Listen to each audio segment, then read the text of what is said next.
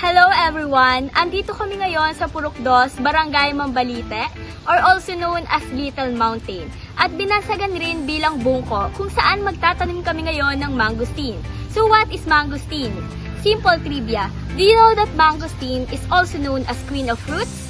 Isa itong tropical fruit-bearing tree na native sa Southeast Asia, kung saan nabibilang rin ang Philippines.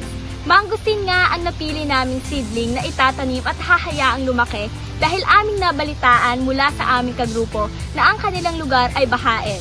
That's why we decided to plant the mangosteen tree in an area with high elevation and a high risk of landslide. This kind of plant are prone to landslide, which can have an impact on people living nearby. The community will gain from planting this mangosteen tree since it will lessen the likelihood of landslide. Why did we choose mangosteen?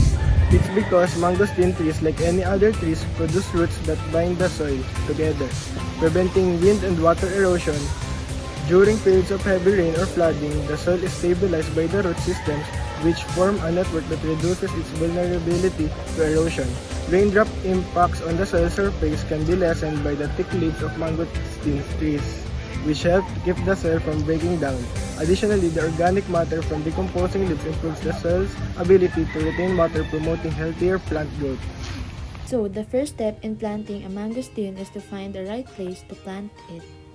We choose to plant the mangosteen here in Purok 3, Barangay Mambalite because mangosteen thrives in place with a high humidity and with consistent rainfall. The next step is preparing the soil. As you can see, we are digging a hole that is twice as deep and as wide as the mangosteen's root ball to allow for proper root growth. After digging, it's time to plant the mangosteen. First, we will gently remove the mangosteen tree from its container. We must be careful not to damage the roots. Then, we plant the mangosteen tree in the center of the hole and fill it back in with the soil, tumbling it gently to remove air pockets. Lastly, after planting it, we will water the tree to help settle the soil around the roots. the mangosteen tree plays a vital role in Southeast Asian ecosystem. As a native species, it contributes to biodiversity by providing shelter and food for various creatures. Its root system acts as a natural anchor, preventing soil erosion and stabilizing slopes. This is crucial in tropical regions prone to heavy rainfall and strong winds. Mangosteen trees are important and helpful in our environment because of the following. It is a native species that supports biodiversity.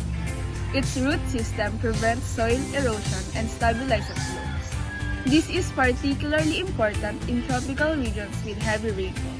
The tree's roots also contribute to biological weathering by breaking down rocks and soil.